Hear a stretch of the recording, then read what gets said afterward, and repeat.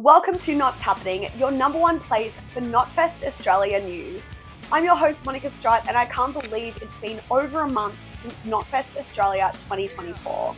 The second year running not only included one hell of a festival day in Melbourne, Sydney and Brisbane, but exclusive sideshows in Adelaide with our headliners Pantera as well as Disturbed.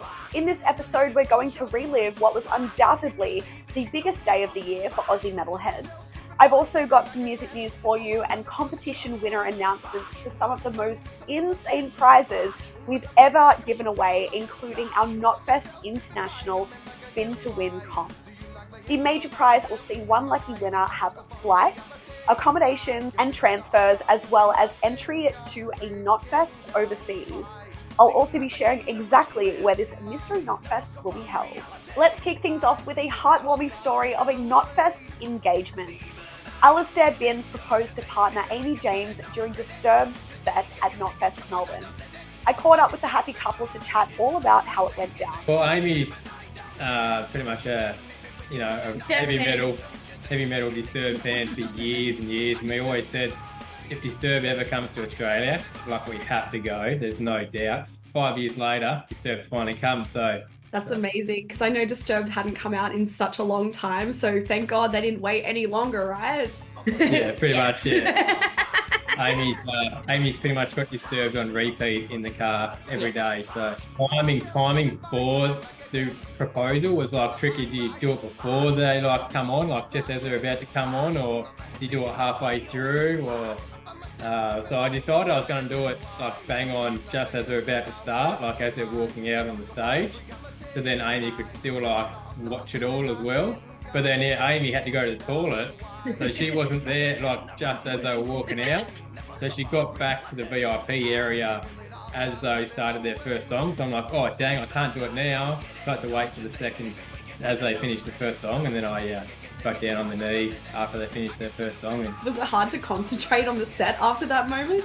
Yeah, it was. 100%. It really was a lot. All the emotions that sort of went around, you sit back now and you think about it and you're like, oh wow, it was this, and you wanted to be really excited, but you didn't want to miss Disturbed because we just finished talking about that they only just came, so we're like, oh my god, we've got to watch that, but oh my god, we just got engaged, but oh my god. I was lucky we met a couple of guys there that we were speaking to for a few hours beforehand, and they were in the VIP with us, so I managed to get them to take a little video for us as I was doing it, so that was pretty cool. That was cool. It was so much fun, and we cannot wait to come back to Knotfest next year because, oh my god, Slipknot's going to be there.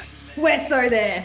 So pumped for Slipknot next year. Yeah. Thanks so much to Amy and Alistair for the chat and sharing with us what I'm sure will be an unforgettable moment. Speaking of events to remember, let's recap Knotfest Australia 2024. King Parrot were the perfect choice for opener. Not only did they put on a blistering performance to set the tone for the day, they did so in true Aussie style in shorts, singlets and bassist slats holding a VB.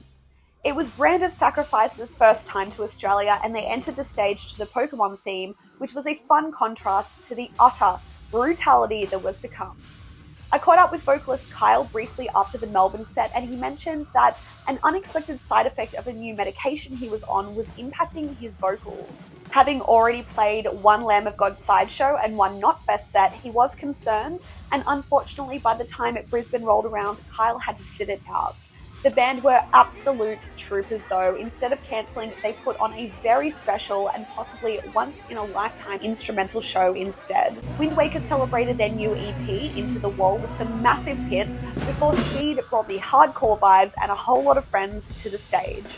No one brings good vibes to metal quite like 𝐔𝐮𝑑 does, and they brought the famous Newport helicopter up and down our East Coast. I have to say our interview with frontman Benji before the festival was one I'll never forget, so make sure you check it out on our YouTube channel now.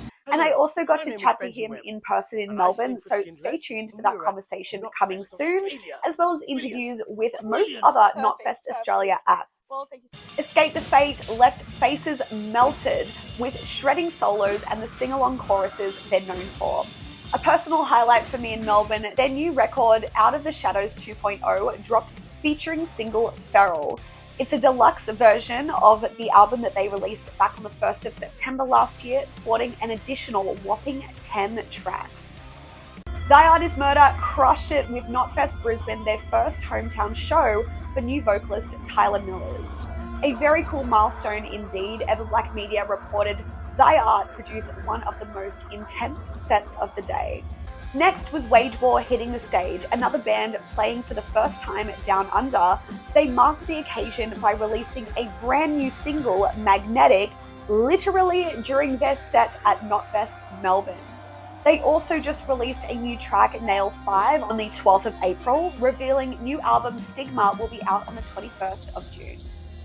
𝐷𝑒𝑠𝑡𝑒𝑎𝑙 wailed in the best way possible, putting on an energetic set that included A Prophecy, Alone in a Room, and the final episode, which had audiences chanting, "Oh my God!" at the top of their lungs, living out their best crabcore fantasies. The Who had us hypnotized with their brand of Mongolian metal, which features throat singing and all, for what a lot of punters expressed was a really unique and memorable experience. Speaking of experiences, one lucky person won a chance to hang out and shop with The Who at Utopia Records. Unfortunately, the winner had to cancel, which kind of sucks, but the band had a great time anyway, and they checked out Sydney's coolest metal music store, so a huge thank you to Utopia for having us and partnering with us in this competition. Rock and roll icons Halestorm delivered nothing short of pure fire at all festival shows and their side shows. Another highlight of the day, both live as well as a really fun and relaxed interview. It was the last one of the day. I'm really excited to share with you. Rolling Stone reported Halestorm bring an immense energy to the proceedings. Vivacious and vicious all at once.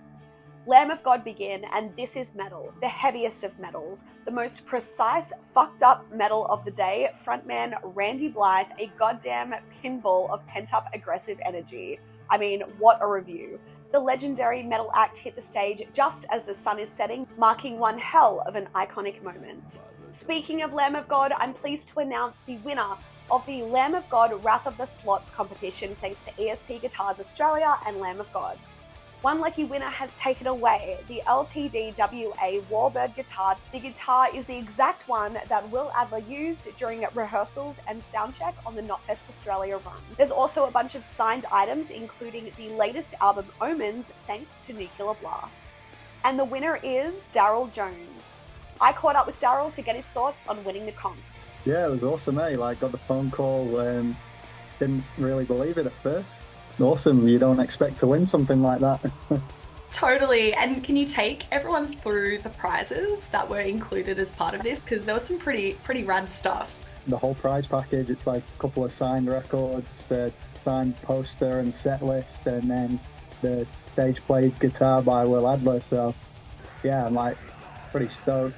I went to Download Festival in 2007 when I was 15 years old, and I didn't know Lamb of God then at all, but I just ran into a circle pit while Lamb of God were playing. I was terrified. It was my first ever mosh pit, so Wow. I've always been into them since then, really. Our top billers Disturbed hit the stage for the first time here in 8 years, and they made it an event to remember, not only by playing all the songs we know and love, Down with the Sickness and their Simon and Garfunkel cover, The Sound of Silence, but by bringing up mates like Lizzie Hale to sing Ann Wilson's parts on 2023 single Don't Tell Me, as well as Benji Webb from Skindred for Inside the Fire.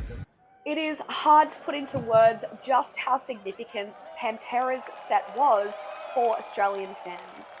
Featuring Anthrax's Charlie Benanti on drums playing Vinnie Paul's parts, and Zakk Wylde on guitars, known for his work with Ozzy Osbourne, his band Black Label Society and more, playing Dimebag Darrell's parts. Knotfest Australia 2024 saw Pantera's return to our shores for the first time in over 2 decades.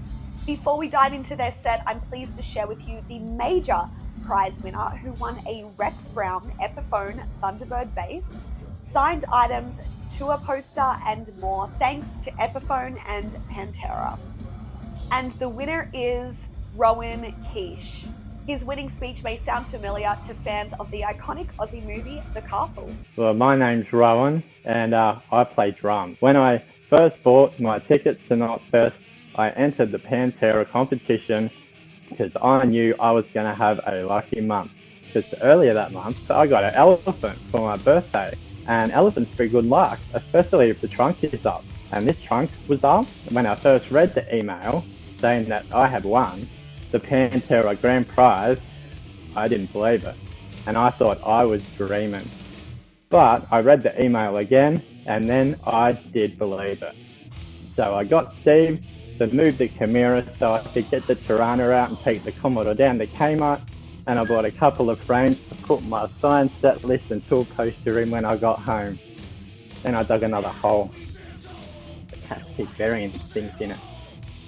I just want to thank everyone involved for making Knotfest Australia happen and for putting together an awesome festival and a bunch of even awesomer competitions and the most awesomest prizes, like a personally signed Rex Brown Epiphone Thunderbird bass.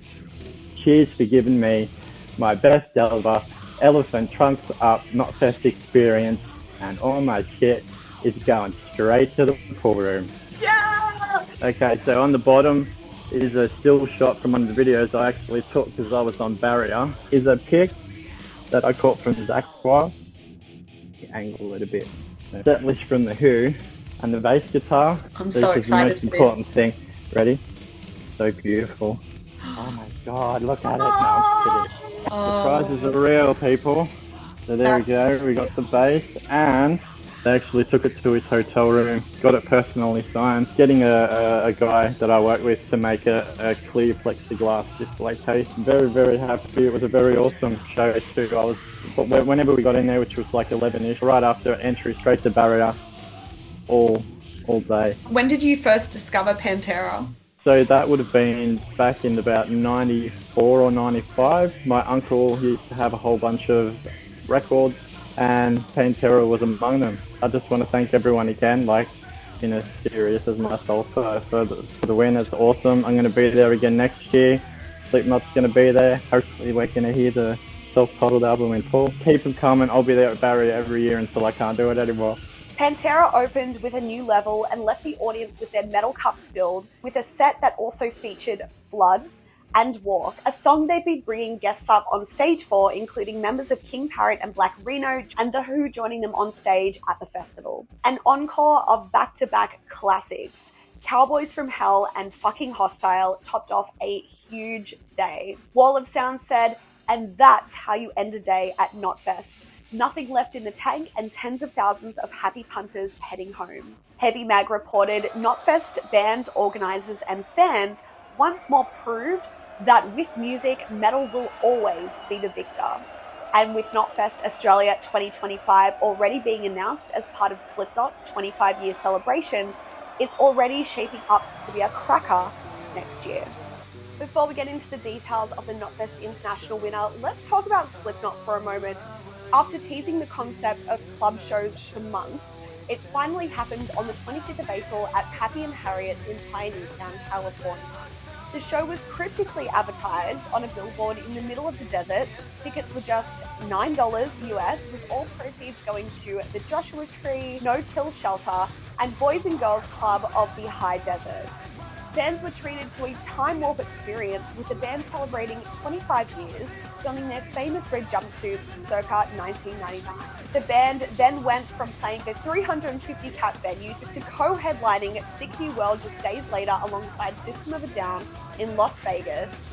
Again, sporting the red jumpsuits, the Knot played a 12-song set that included tracks from their debut self-titled album, such as Eyeless, Wait and Bleed, and Spit It Out, as well as songs from their second album, Iowa. Up until this point, the band hadn't formally announced who their new drummer would be. Last week, Slipknot released their latest promo photo featuring 9 members of the group before sharing that 𝐿𝐼𝐒 had joined the fold. The Brazilian 33-year-old 𝐂𝐾𝐍𝐲 is best known for his work in Sepultura, where he hit the tubs for over a decade. Prior to the announcement, he was widely speculated to be the new Beatmaster. Knotfest Iowa was also announced with a lineup that features Till Lindemann, Knocked Loose, Hatebreed, Poison the Well, 𝐷𝑒, Dying Wish, and more. It's all happening 21st of September in Des Moines, Iowa. So you can probably assume just where our Knotfest International winner is headed. We had over 35,000 entries, 36 daily prizes as announced throughout the Not Tapping episodes, as well as the final winners being contacted via email, but one grand prize winner. Congratulations, Zachary Dudley. His winning entry was travelling to see raging kids, roaring bands, headbanging euphoria amongst the adrenaline-fueled chaos would be an unforgettable experience in metalhead paradise. I grew up hearing my mum listen to, Van Halen and Motorhead and AC/DC. So some of my, I guess, rock or heavy metal music exposure came from there. But it wasn't until I got sort of a little bit older when I started getting into video games and eventually picked up Guitar Hero, which had a number of songs from Slipknot in there. Well, at first, when I got the call, I was actually quite shocked. This is, I guess, the biggest prize that I've, ever won. So there was a lot of, grinning from ear to ear, and just in general, it's quite massive. So I'm very excited, and I just want to also thank Knotfest and Destroy All Lines for having the competition and allowing me to win. It's a pretty cool prize, and yes, it is. Up until this point, we've kind of kept where you're going a secret. I have heard some whispers on the internet.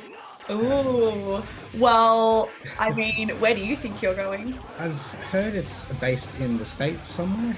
Not exactly sure which particular state, but definitely I would say it's in the States. Do you want to know the specific location? Because I actually got the intel, if you like. Yes, please. I'm really excited to tell you that the Knotfest that you're going to be going to is indeed in the States. It's actually going to be in Iowa. Oh, Iowa. Very nice. Yeah, so very special spot for the Slipknot crew. It's the name of one of their albums, and it's kind of where the band first started. So How do you feel about going to the Midwest, USA? Honestly, I'm very excited. I've never traveled to the USA before, so it'll be very interesting to say the least. Woohoo! That's exciting. Knotfest Iowa, I'm going to reveal, will be happening on Saturday, September 21st. Your prize includes flights, transfers, accommodation, 2 VIP tickets, so you get to bring a friend, which is really fun. And Slipknot will be celebrating their 25-year anniversary, so this is going to be a really special Knotfest Iowa. I don't think it's even been announced at the point of this call. I can imagine it would be very, very big news. Lovely speaking to you, and it's been my privilege Likewise. to reveal the details of your prize. I'm honestly just so excited on your behalf. Yeah, we'll see you at Knotfest Iowa. Thank you so much to everyone who entered the Knotfest International Spin to Win comp, as well as all of our other competitions that we've held in the lead up to Knotfest. If you were at Knotfest Australia in Melbourne, Sydney or Brisbane, or one of the side shows, I would love for you to comment below what your favourite thing about Knotfest Australia was this year. I would also like to invite you to subscribe to our Knotfest Australia YouTube channel, where we'll be airing all the interviews from the festival. Slipknot will be returning in 2025, but sign up to our newsletter via knotfest.com to be the first to know when the rest of the lineup, as well as when tickets are on sale. Don't forget that Knotfest 2024 ticket holders will be given exclusive access to the first release of tickets. I've been your host, Monica Strut. Peace out, maggots.